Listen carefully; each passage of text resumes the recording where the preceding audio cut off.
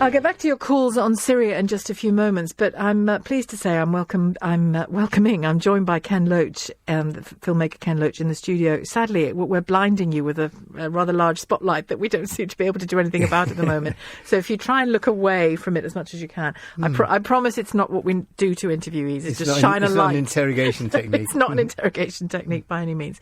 You're here because, I must correct myself, this evening you're going to be speaking at an event. This is a conference post-Brexit about what taking back control might look like. It's organised by Momentum, and it's the taking back control is really taking back control of things like your housing, your health service, your schools, and your jobs, and trying to organise jobs that are not about 0 hours and casualised.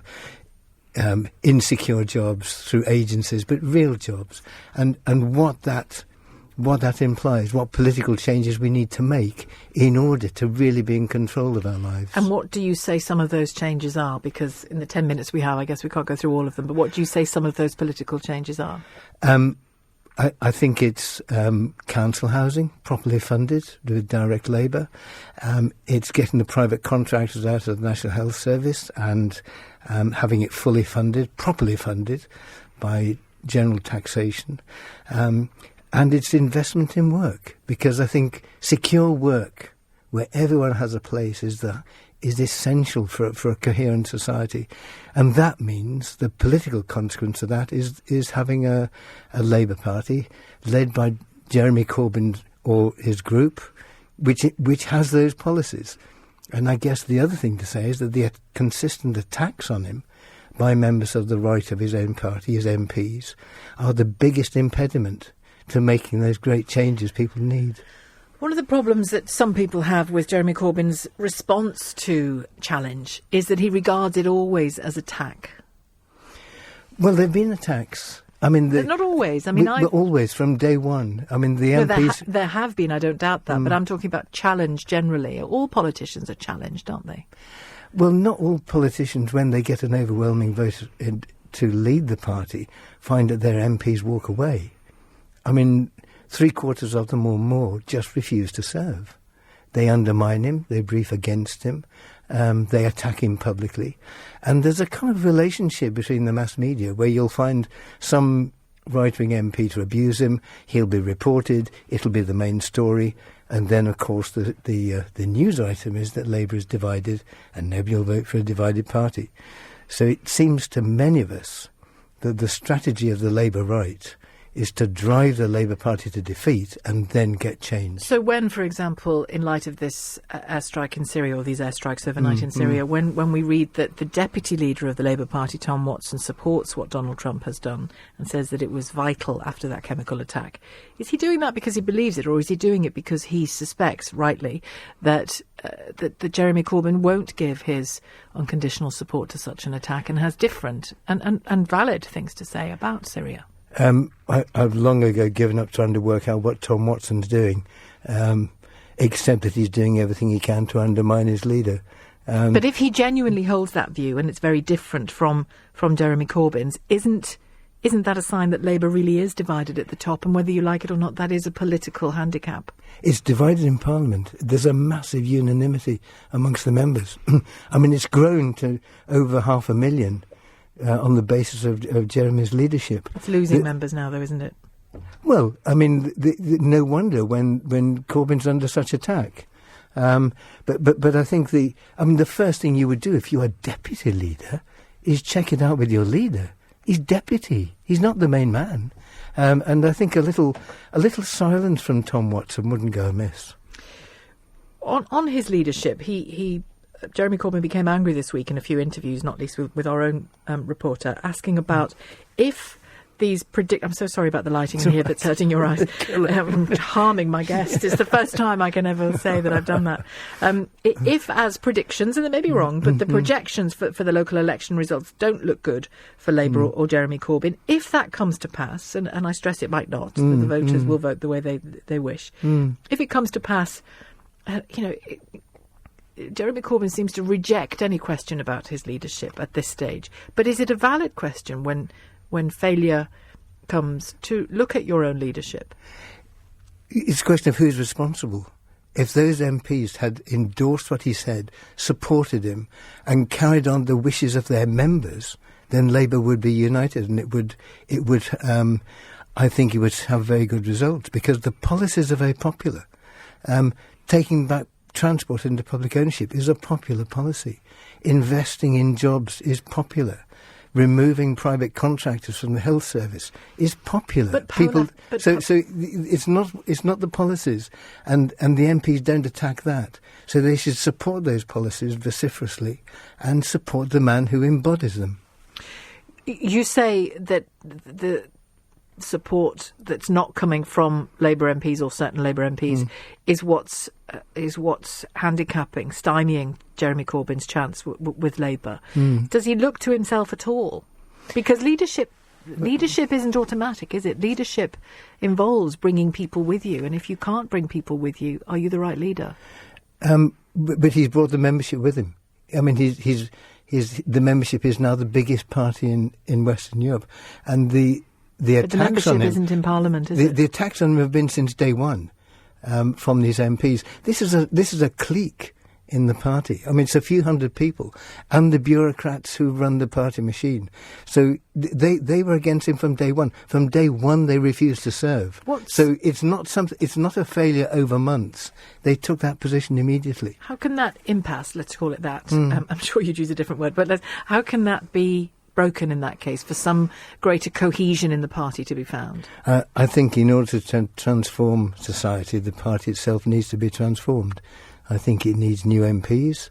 I think, and where there are councillors... These elections, or...? Well, that's up to the members. I mean, being a Labour MP is not a job for life. If you don't represent what the party wants, why should you try and represent it?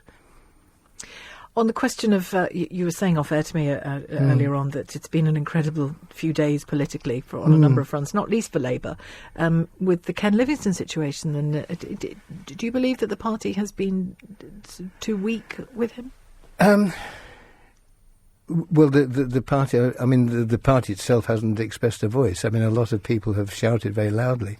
But I think what I've never heard is what actually Ken Livingstone said. I haven't heard the direct quote that they object to.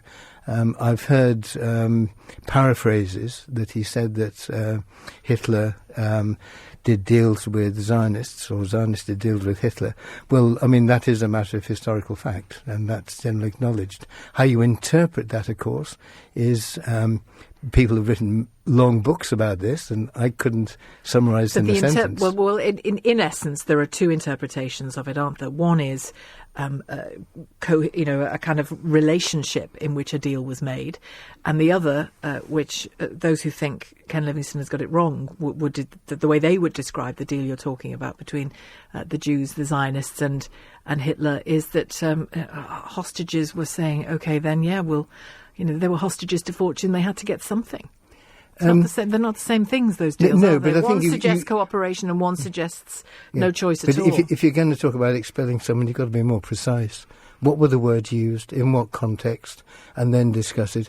This kind of... But that has happened in the party. That has happened in the investigations. It has happened in the investigations into Ken Livingstone in some detail. It's not been quoted. Have you read the exact words and the exact context? Well, he said them on LBC and repeated them on LBC many times. Well, what are they then? When he said that Hitler was a Zionist, Hitler supported Zionism. No, he didn't say Hitler was a Zionist. Supported Zionism. Well, this is very different. You see, Hitler was a Zionist. Yes, it's very different to saying he supported, and in what context did he support it? But to say Hitler supported Zionism, it just simply isn't true, is it? What he supported was getting as many Jews out of Germany as possible, and there's a big difference between those two things. Well, again, it's interpretation. What we know was clear is that the Nazis wanted the Jews out of Germany.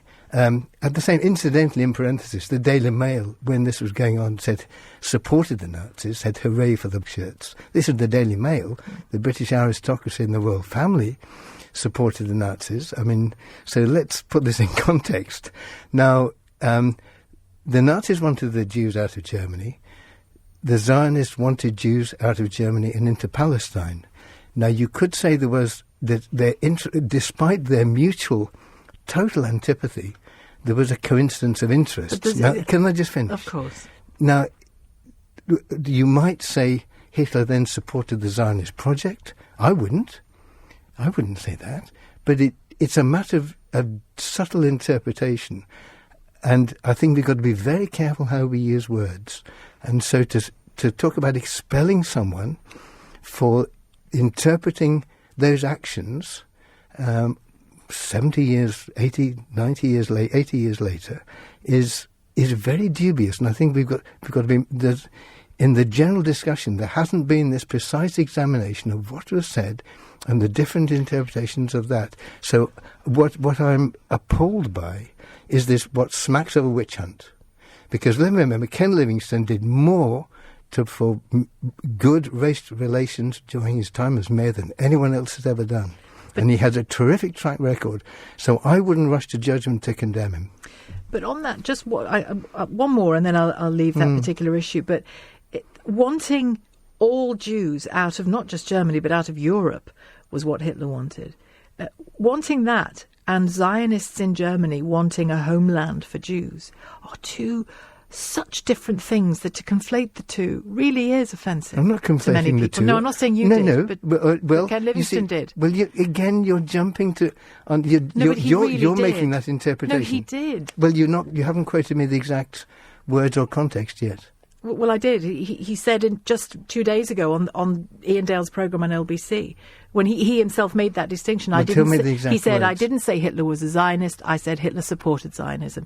They're not the same things, are they? Well, wanting all the Jews out of Europe isn't Zionism, is it?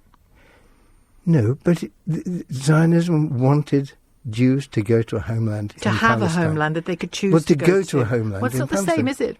Yes. One was about freedom, one was about oppression and murder. I'm saying their interests coincided at that point. And, well, I mean, no, you know the case of Kastner, obviously. You know the case of Rudolf Kastner. Tell me. Rudolf Kastner in Hungary in 1944 did a deal with Eichmann that Jews would be a certain number of several thousand. The number is not disputed, but several thousand would be put on trains to allow to leave, while those that remained would get on trains to go to the death camps, and the community Zionist leaders would not tell them where they were going. That was the deal. Now, many people have said that was shameful, but it was a deal. And it's a matter of record, because Kastner was... there was a case in Israel after that. I mean, it's well known. So what I'm saying is deals were done under terrible pressure in the most horrific circumstances, but that, how you interpret those, has been debated and discussed for decades and will continue to be do so. To do so. So I think to try and expel someone for using a word when many words have been used, it really is a fraud.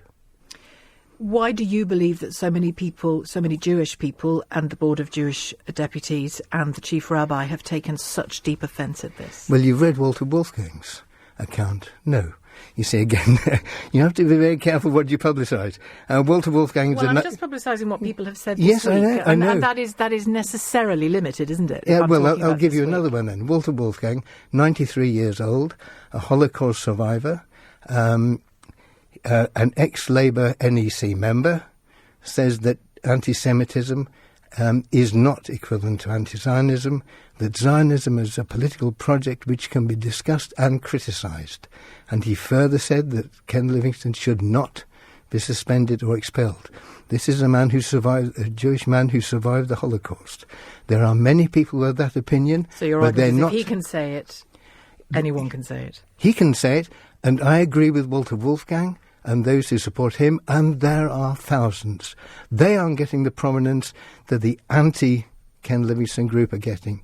And that's a question I think the media has to ask as well. Thank you very much for coming in and talking to us. Thank you. And sorry for blinding you in the process of this well, interview. blinding me, and also blinding me with a certain one-sided set of questions. And I think I think what this smacks of a witch hunt. And I suspect that if Ken Livingstone is attacked, there'll be somebody else lined up. Well, and I think it's a very dangerous moment. Well, I hope. I know we're only meeting now for the first time, but I don't knowingly engage in witch hunts by any means. Not I've you, addressed, Sheila. No, but I've addressed what Ken Livingstone has said on this network many times. I've addressed what the findings of the Labour Party have been so far against him, and I've addressed what many Jewish representatives have said. No intention of a witch hunt whatsoever. But, and Jewish representatives who support Ken as well. And of course, I'm giving you the opportunity to come back and say, so new voices and new names are in the debate, which is a good thing. It is, but there are many people who speak very authoritatively from other Jewish communities who support him, and I'm simply one who observes from outside. So I do urge you to speak to those people as well as those who viciously attack him. Thank you very much indeed, Ken. Thank you, Sheila. Thanks for coming in. You're listening to Shelagh Fogarty. 10 more minutes of your calls before 4 when Ian takes over. It's now 10 to 4. I was hoping to talk about Syria as well with Ken Loach, but we got sidetracked a little, didn't we? But you very much still want to talk about it. Badar has called from Ealing. Hello.